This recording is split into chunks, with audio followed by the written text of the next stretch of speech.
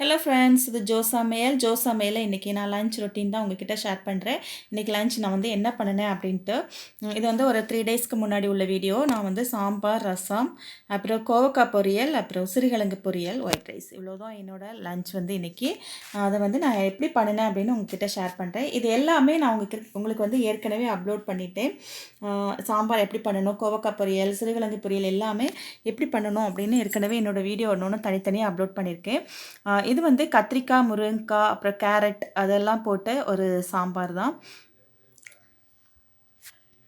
இதுக்கு வந்து பருப்பு தனியாக அவிச்சு வச்சுக்கிட்டேன். அப்புறம் வந்து இந்த சாதம் இந்த வெந்துக்கிட்டு இருக்கு. நான் வந்து பானையில் தான் வடிப்பேன். இப்போ காய்கறி எல்லாம் நல்லா வெந்துருச்சு. இப்போ பருப்பு ஆட் பண்ணிக்கலாம். அப்புறம் வந்து கோவக்காய் வந்து கட் பண்ணிக்கிட்டு இருக்கேன் கோவக்காய் பொரியலுக்கு.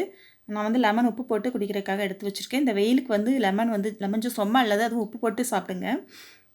இப்போ வந்து சாம்பார் கொஞ்சம் புளித்தண்ணி சேர்த்துக்கலாம். சாம்பார் நல்லா கொதிச்சிடுச்சு. இப்போ வந்து சிறுகிழங்கு கூட்டு வைக்க போகிறேன். ஏற்கனவே நான் சிறுகிழங்கு வந்து துணியில் வந்து அப்படியே உடைக்கலாம் அப்படின்னு சொல்லிட்டு நான் அப்லோட் பண்ணியிருக்கேன். இது வந்து நான் குக்கரில் எப்படி சிறுகிழங்க டக்குன்னு முடிக்கிறதுக்காக தான். இந்த மாதிரி குக்கரில் வச்சோன்னா சீக்கிரம் வெந்துடும். நம்மளோட வேலை வந்து ரொம்ப சீக்கிரம் முடிஞ்சிடும். அதனால் குக்கரில் வந்து ஒரு 4-5 விசில் வேக வச்சுக்கோங்க தண்ணி விட்டு. இப்போ சாம்பார் நல்லா ரெடி ஆகிடுச்சு. இப்போ இதில் வந்து மல்லிக்குலை சேர்த்துக்கோங்க. என்கிட்ட வந்து மல்லிக்குலை இல்லை, காலி ஆகிடுச்சு. அதனால் நான் அதில் வந்து போடலை, நீங்கள் சேர்த்துக்கோங்க. இப்போ வந்து சாம்பார் நம்ம தாளிச்சிக்கலாம்.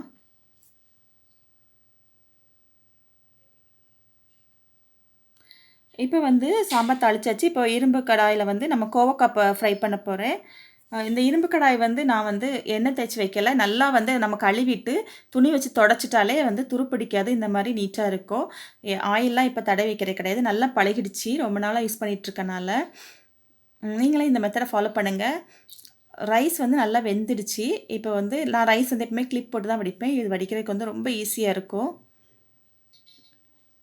கோவக்காய் ஃப்ரை பண்ணுறதுக்கு ஒரு கடாயில் கடுகு, உளுத்தம்பருப்பு போட்டு தாளிச்சிட்டு, அப்புறம் வெங்காயம், பச்சை மிளகா, கருவேப்பிலை போட்டு தாளிச்சுக்கோங்க.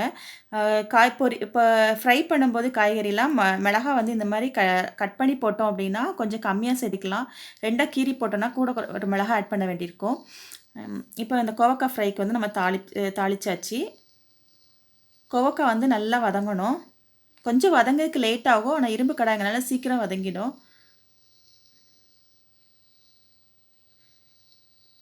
இந்த கோவக்காயில் வந்து நான் 2 ரெசிபி அப்லோட் பண்ணியிருக்கேன். கோவக்காய் ஃப்ரை அண்ட் கோவக்காய் மசாலா. அதோட லிங்க் வந்து நான் டிஸ்கிரிப்ஷன் பாக்ஸில் கொடுக்குறேன். இப்போ வந்து சிறுகிழங்கு வந்து நல்லா குக் ஆகிடுச்சு. இப்படி வந்து தோலை எடுத்தாலே அழகாக வந்துடும்.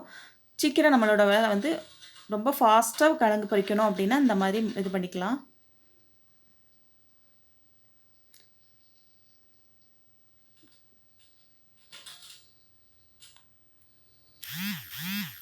இந்த கடாய் வந்து வதங்குறதுக்கு ரொம்ப நல்லாயிருக்கும். ரொம்ப சீக்கிரம் வந்து டக்குன்னு வதங்கிடும். இதில் இந்த நல்லா கொஞ்சம் சிறுகிழங்கு வந்து நான் கட் பண்ணி வச்சுருக்கேன்.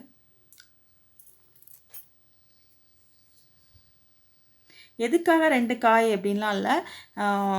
2மே கம்மியாக இருந்துச்சு. இது 2மே 4 பேர் சாப்பிட்றதுக்கு பத்தாது. அதனால் குட்டீஸ்க்கு வந்து சிறுகிழங்கு ரொம்ப பிடிக்கும். அவங்களுக்கு சிறுகிழங்கும், நான் வந்து எங்களுக்கு வந்து கோவக்காவும் அப்படின்னு ஃப்ரை பண்ணேன். 2மே ரொம்ப கம்மியாக இருந்துச்சு.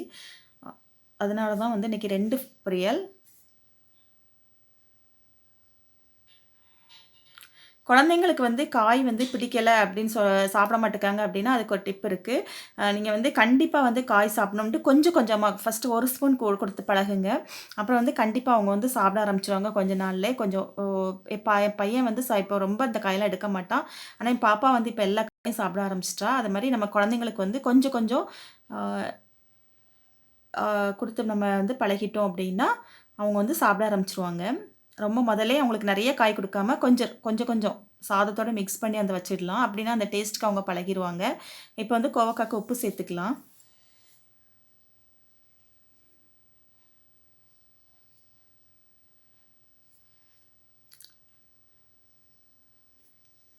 கோவக்காய் வந்து நல்லா ஃப்ரை ஆகிடுச்சு. இப்போ என்னோட சமையலும் முடிஞ்சிடுச்சு. ஒயிட் ரைஸ் ரெடி ஆகிடுச்சு. அப்புறம் சாம்பார் ரெடி ஆகிடுச்சு. அப்புறம் நம்மளோட மிளகு, சீரகம், தக்காளி, பூண்டு ரசம் அதுவும் ரெடி ஆகிடுச்சு. இது வந்து கோவக்காய் ஃப்ரை. கடைசியாக கொஞ்சம் தேங்காய் துருவி போட்டுட்டேன். இது வந்து சிறுகிழங்கு. ஏற்கனவே நான் அந்த ரெசிபி அப்லோட் பண்ணிட்டேன். அதனால் இதோட டீட்டெயில் ரெசிபி நான் காமிக்கல. இந்த வீடியோ பிடிச்சிருந்தா ஜோ சமையலை சப்ஸ்கிரைப் பண்ணுங்கள். தேங்க்யூ.